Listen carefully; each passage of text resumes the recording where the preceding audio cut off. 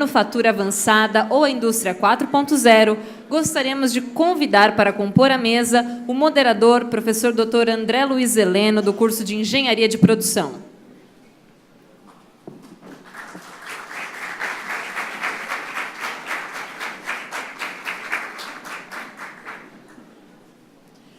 Gostaríamos de convidar também os palestrantes, professor Dr. Reginaldo Coelho, do Laboratory of Advanced Process and Sustainability de Lapras e professor titular da Escola de Engenharia de São Carlos.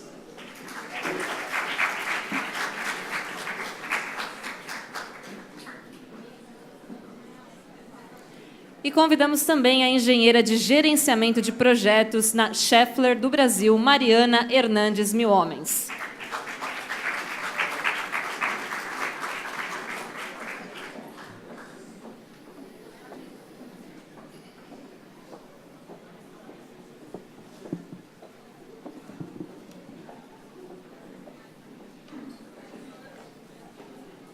Passamos a condução dos trabalhos ao professor Dr. André Luiz Heleno. Primeiro painel sobre RH, a gente falou das habilidades e competências vinculadas à parte humanas de gestão de pessoas, à parte social, e agora a gente inicia no segundo painel sobre inovação e agente de produção, uma outra vertente importante para o engenheiro de produção, que é como que a inovação vai afetar as nossas habilidades e competências e como que a engenharia de produção ela vai se adaptar a esse novo cenário de inovação do século XXI. As nossas palestras, então, eu queria inicialmente agradecer ao professor Reginaldo Teixeira Coelho, em especial, o professor Reginaldo esteve comigo na minha banca de defesa de mestrado e doutorado, então, alguém que eu tenho um carinho muito especial na minha formação como engenheiro de produção, é um prazer ter com a gente. O professor Reginaldo ele é graduado em Engenharia Mecânica pela USP, em 87, mestrado em Engenharia Mecânica sobre o tema retificação, doutorado pela Universidade de Birmingham, na Inglaterra, sobre o tema usinagem de compósito, e pós-doutorado na Universidade de McMaster, no Hamilton, Canadá, com o tema simulação de processos de usinagem de conformação usando a parte de elementos finitos.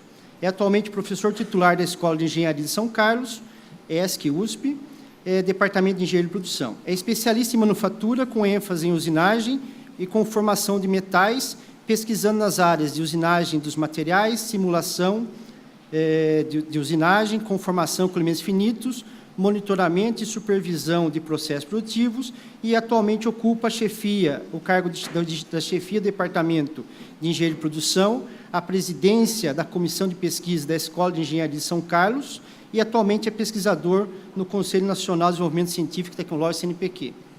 Gostaria, então, de passar a palavra ao professor Reginaldo. Boa tarde a todos, então. Eu agradeço também a oportunidade de estar aqui e falar para vocês. Só para me orientar, quantos de vocês estão no primeiro, segundo ou terceiro ano? Só levanta a mão, tá bom. A maioria. Quem está do quarto, quinto, sexto, sétimo, oitavo ano? Tá. Então tá bom. É só para a gente ir se ajustando nos termos, né? Então, eu preparei uma apresentação mais ou menos voltada para um aspecto de futuro, indústria do futuro, né? Fala-se muito em indústria 4.0 e eu preferi chamar de indústria do futuro, que já vai ter uma apresentação sobre a indústria 4.0. Então, eu quis inovar, né? Já que inovação é o termo da moda. Muito bem. Então, normalmente, em termos de manufatura, e no nosso caso, principalmente no curso de Engenharia de Produção em São Carlos, nós estamos muito mais voltados para a manufatura em indústria metalmecânica. Mas alguns aspectos de inovação nessa indústria se estendem para várias outras indústrias, como eu vou mostrar para vocês. Então, normalmente, o que a gente tem em termos de manufatura metalmecânica? É aquilo que está colocado desse lado, que é a manufatura subtrativa, né? Então, isso é algo que já existe há séculos. O que nós estamos inovando hoje e dentro da indústria 4.0 é com a manufatura aditiva. Então, nesse conceito de manufatura, nós partimos de formas simples e daí a gente faz uma forma complexa. Nesse conceito, não, nós já criamos a forma complexa. Então, aqui, pelo fato de você querer uma forma complexa dentro de uma forma simples, é mais ou menos aquela ideia de você fazer uma estátua, né? Você pega um bloco de concreto, a estátua já está lá dentro. O Michelangelo falou, a estátua já está lá dentro, a escultura que eu quero fazer já está lá dentro, eu só tenho que remover o material existente. Então, é bem esse conceito que tem aqui. Nessa indústria, na manufatura aditiva, nós vamos criar a escultura do nada, praticamente do nada. E daí, o que essa indústria, ou o que esse conceito exige? Uma série de conceitos. Então, aqui estão alguns deles, não são só esses. São vários outros conceitos necessários para que a gente consiga criar produtos, criar peças, criar coisas novas, né? Você precisa conhecer de materiais, você precisa conhecer de projeto, engenharia, simulação e otimização, enfim, tudo isso. Então, esse é um dos desafios que nós temos hoje. Esse desafio não se apresenta só para o ensino, para as universidades, ele se apresenta dentro das empresas também. Aqui um exemplo, né? Essa é a peça, né? Só para a gente ver uma peça normalmente projetada. Essa é uma peça convencionalmente projetada, né? Essa já é uma peça que foi projetada com conceitos de manufatura aditiva. Então, vejam que essa peça ela é muito mais produtiva, ela é muito mais leve, né? Ela tem um conceito muito mais direto de funcionalidade. Então, aqui eu só tenho material onde eu necessito. Mas, se eu tento fazer essa peça pela manufatura convencional, o custo e a produtividade vai ser muito baixo. Então, normalmente, os engenheiros de projeto não projetam essa peça, projetam essa. Por quê? Você está restrito às condições possíveis de se fabricar. Então, com a manufatura aditiva, normalmente, a manufatura aditiva é conhecida por impressão 3D, né? Então, eu tenho quase certeza que se eu perguntasse quem conhece manufatura aditiva, 2 ou 3, quem conhece impressão 3D? Todo mundo. Né? Então, a gente também chama isso aqui de impressão 3D em metais. Mas o conceito mais abrangente é a manufatura de adição de materiais. Muito bem. Como é que nós chegamos a esse ponto? Bom, aqui só um breve histórico, né? Já em 1988, né, alguns de vocês nem eram nascidos, mas nós pensamos num conceito que na época era muito popular, que era a integração. Né? Então, naquele conceito, nos conceitos existentes na época, você tinha máquinas que trabalhavam isoladamente. A gente ainda tem muito disso. Mas hoje nós estamos caminhando para que nenhuma máquina, nenhum meio produtivo fique isolado. Né? Mas, na época, era a integração. Depois, com essa integração, o que a gente pensou? Olha, dentro de uma fábrica, nós precisamos treinar os nossos alunos para a fábrica. Como é que a gente vai fazer isso? Vamos criar uma fábrica dentro da nossa universidade. Então, a gente criou uma pequena fábrica dentro da universidade. Nessa fábrica, tudo era integrado. Né? Então, a gente tinha um robô, tinha um centro de usinagem que fazia usinagem, tinha tornos, tinha outras máquinas, e todas elas estavam ligadas. Mas a rede era uma rede que nós desenvolvíamos. Né? Bom, daí evoluiu um pouquinho mais para um núcleo de manufatura. Por que isso? Porque quando a gente criou a fábrica, criou um outro problema. Né? Quando nós criamos uma fábrica, nem todas as especialidades necessárias para uma fábrica a gente tinha dentro da nossa universidade. Então, daí nós criamos um conceito um pouco mais abrangente, que envolvia mais universidades em São Paulo, no Brasil todo. Né? E aí ainda evoluiu para Instituto Fábrica do Milênio, que foi mais ou menos nos anos 2000, quando a gente pensava em criar um conceito de uma fábrica, né, para o futuro. Bom, daí esse conceito se transformou em um prédio, e nesse prédio nós temos o centro de fabricação do núcleo de manufatura avançada. Bom, quando nós criamos esse núcleo de manufatura avançada, o próximo desafio também é fazer a integração com o setor produtivo, porque os nossos alunos, assim como vocês, boa parte dos alunos, bom, só um parênteses aqui, né? Boa parte dos alunos hoje vão para o banco. Então, se a gente soubesse disso na época, teria feito um banco lá dentro em vez de fazer uma indústria, né? Mas nós fizemos uma indústria porque boa parte dos nossos alunos ia e ainda vai para a indústria. E eu vou mostrar um pouquinho para vocês. A indústria, não é que o Brasil é um país agrícola. A agricultura não existe sem a indústria também. Eu vou mostrar ainda mais para frente. Mas aí nós criamos um centro de fabricação e pesquisa. Então, daí começou a interação com empresas. E essa interação com empresas, né, resultou ainda num convênio com uma empresa nacional, a multinacional, né, com fábricas em diversos países, a Home, que fabrica máquinas de usinagem. Veio bem a caráter, né? A nossa especialidade sempre foi usinagem. A gente se unir com uma empresa que fabrica máquinas para usinagem parecia ser o caminho mais natural, né? E daí esse convênio com a empresa, e aí nós começamos a encarar novos desafios, que era a indústria se modernizando e nós interagindo com as empresas. Olha, vocês não queiram saber o trabalho que é. Mas nessa interação com as empresas, surgiram e ainda surgem diversas ideias. Uma das nossas ideias, só um pouquinho, não, peraí só. Uma das nossas ideias se transformou em realidade, que foi, a gente tem manufatura aditiva e manufatura subtrativa. Como é que a gente une isso tudo? Nós temos o projeto, nós temos todo o know-how de uma empresa capaz de fazer máquinas de usinagem, máquinas de remoção subtrativa.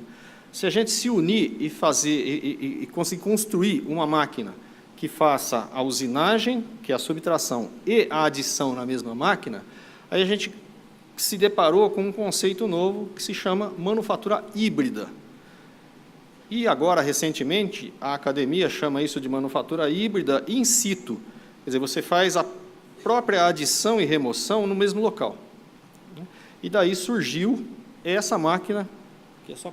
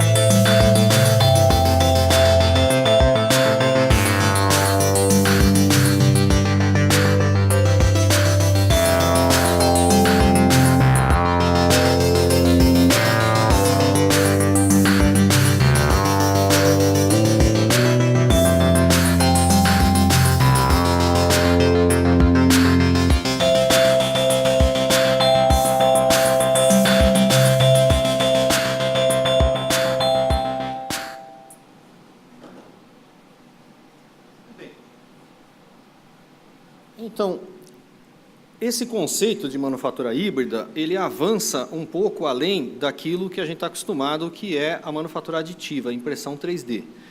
Por quê? Existem limitações na manufatura aditiva. Hoje a gente ainda não consegue fazer um produto com a mesma qualidade em manufatura aditiva do que o produto que a gente faz normalmente com manufatura subtrativa. Mas esse é um conceito. Bom, terminado isso, eu queria passar para um outro aspecto, que é o aspecto econômico dos desafios. Bom, aqui tem, os preços não estão atualizados, eles já faz um tempinho, né? Mas isso aqui é só para mostrar, essa é uma máquina-ferramenta, uma fresadora, né, que tem esse custo e esse peso. É uma comparação bem simples, mas se a gente dividir o custo pelo peso, nós temos mais ou menos equivalente a R$20 por quilo. Né? Só o material, a matéria-prima para se fazer isso, já custa R$10 por quilo. Então, é um desafio muito grande, porque essa máquina, ela tem automação, ela tem motores elétricos, ela tem tudo aqui já pronto. E ela custa R$20 o quilo. Só a matéria-prima equivalente a fazer isso é R$10 o quilo. Então, isso eu considero um desafio, não sei se é um desafio ainda econômico, é um desafio tecnológico também, mas, no fim, tudo vai ser um desafio econômico. Né?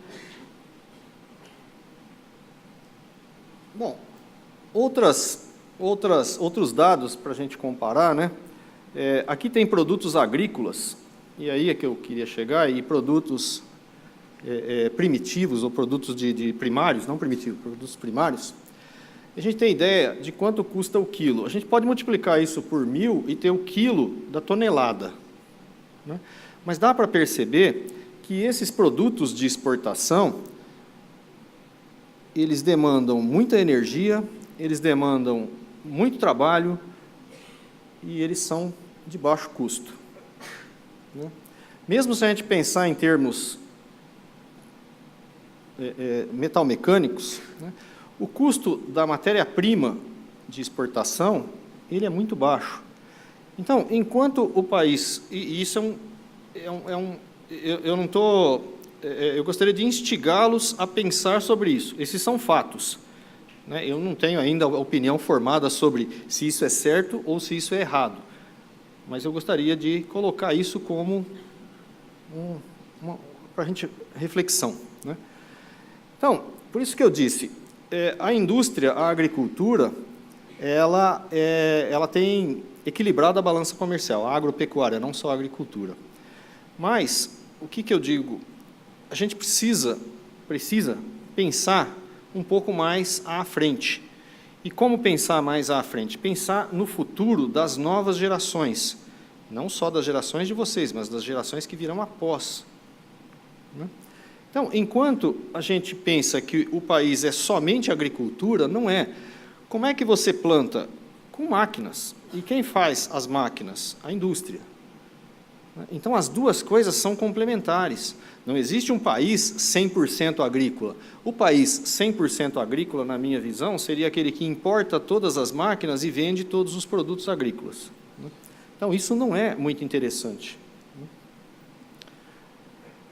Bom, outro aspecto interessante é que os altos volumes, né, as produções ou os produtos de alto volume, eu acho praticamente impossível a gente bater esses dois países. Né? Em termos de produção de larga escala, vai ser muito difícil. Né? Talvez os custos da China e Índia ainda subam um pouco, mas ainda tem muita coisa. Né? Então, o que é possível? O que é possível para nós é a inovação. Né? Então, nós temos que ser, além de sermos eficientes, nós temos que ser inovadores. Né? Senão, a gente não vence essa barreira. Né? Bom, futuro em tecnologias emergentes. Em termos de manufatura, nós temos duas tecnologias que saltam aos olhos e duas tecnologias que estão prontas como tecnologias. Existe muito desenvolvimento ainda em termos laboratoriais, né? Descobertas em laboratório. Mas tecnologia mesmo, para serem aplicadas, nós temos duas que saltam, isso na área de manufatura. Existem eletrônicas e tal, mas a manufatura aditiva e a microusinagem é você produzir produtos desse tipo, né, já com máquinas especializadas, com processos já desenvolvidos. Isso aqui poderia, assim, grosso modo, isso aqui poderia ser obtido por polimento. Então, um polimento manual, com uma pessoa altamente especializada, a gente poderia produzir isso. Mas não, isso aqui é produzido diretamente pela máquina, sem a interferência humana. Isso é um desafio muito grande. E o outro desafio, que é esse que nós estamos mostrando mais em detalhes, é o desafio da manufatura aditiva. Uma das grandes aplicações para a microusinagem é em termos de instrumentos de intervenção médicas. Então, a gente consegue fazer micromanipuladores, né, capazes de executarem cirurgias com a mínima interferência possível. Como se consegue isso? Com microusinagem. Aí, uma terceira fase que eu gostaria de discutir, ou de mostrar para vocês também, é como que a gente tem encarado isso em termos de ensino. Então, antigamente, a gente ensinava aos nossos alunos tecnologia, assim, em termos do seguinte: o engenheiro, normalmente, ele vai ficar lá com uma prancheta anotando e calculando. Isso há muitos anos atrás, né? Atualmente não é mais assim. Então, atualmente, nós colocamos desafios para os nossos engenheiros, né, para os nossos futuros engenheiros, e desafios do tipo assim: olha, precisa construir um motor a ar, a quente, isso aqui é pequenininho, é um motorzinho pequeno, né? E você tem que usar manufatura aditiva. Então, esse é um projeto que os alunos desenvolveram em 6 meses, né, numa das disciplinas. Nessa disciplina, a gente procura simular o que vai ser o ambiente de trabalho. Claro que essa simulação que nós fazemos, ela é bem limitada, né? Nós não temos mais aquela ideia da fábrica integrada, modelo, dentro da universidade. Aquele conceito ficou para trás. Mas o conceito de reproduzir os desafios da empresa, da indústria, da organização dentro da universidade, a gente tenta. Como é que a gente faz? Esse projeto mecânico, ele tem várias partes. Tem alguns requisitos aqui. Por exemplo, você tem que usar a manufatura aditiva, que é a impressão 3D. Tá, usa onde você quiser. E tem as dimensões disso aqui. E tem outro desafio. A gente divide os alunos em 5 grupos, né, e dá uma peça para cada grupo, ou 2 peças para cada grupo. E, mais ou menos assim, olha, eu vou dar essa peça que tem que encaixar aqui, eu dou uma para cada grupo. Então, os grupos são forçados a interagir entre eles. E daí eles constroem. Eu não tenho aqui o filme, mas até funciona esse motor, né? Você coloca fogo, acende uma vela aqui, ó, ele funciona.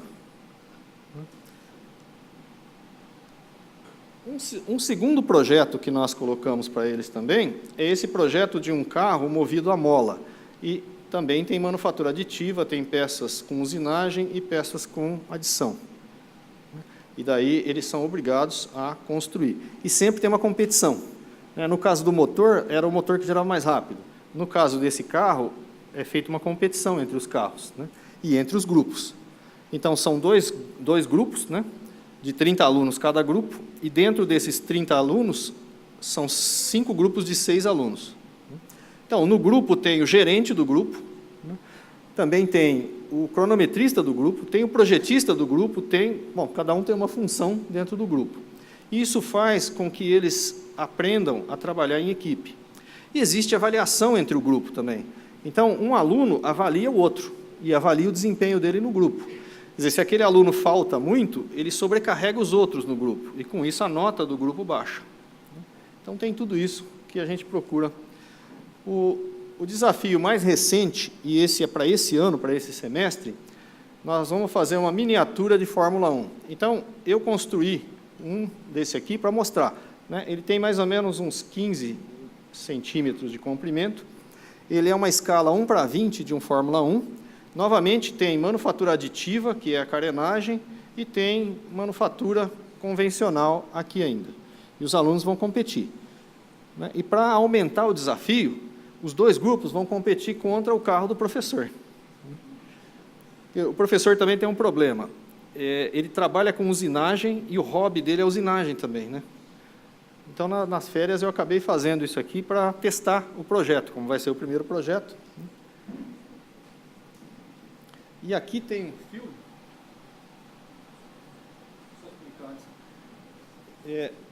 Aqui tem mais uma escala. E aqui tem um filme que vai mostrar, quando ele passar, ele vai inverter, mas isso aqui é a pista do carrinho, e o carrinho é movido a ar comprimido.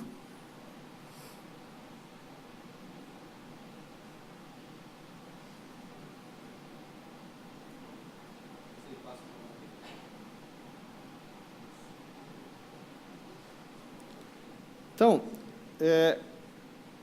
a propulsão, ela é regulada. Aqui tem uma válvula, né, e regula para todas as equipes, a propulsão vai ser a mesma. E aqui tem uma pista de 3 metros de comprimento, onde o carro vai chegar. Aqui tem uma fotocélula e aqui tem uma outra fotocélula. No curso de automação, os alunos do outro curso de automação, eles vão ter que arrumar uma maneira de medir essa velocidade. Então, o que isso cria, né? A nossa ideia é criar o senso de que você vai ter que trabalhar em equipe, né? As suas, digamos, as suas habilidades, elas vão ter que estar inseridas na equipe. E outra, não só na sua equipe, mas existem outras equipes. Quer dizer, hoje existem equipes que competem contra equipes da China, existem equipes de empresas no Brasil que competem contra empresas da China, né? Então, tem a competição interna e tem a competição internacional.